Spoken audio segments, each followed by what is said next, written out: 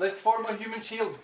I think that these kind of workshops can help people to get to know each other in a more relaxed and safe environment. We got food. Oh, we want your business. Come and join us on this experience. I think that unleashed my maximum potential when it comes to creativity.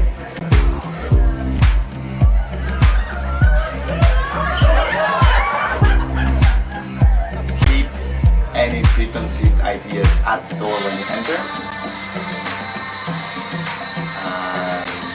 I can guarantee you're going to enjoy it.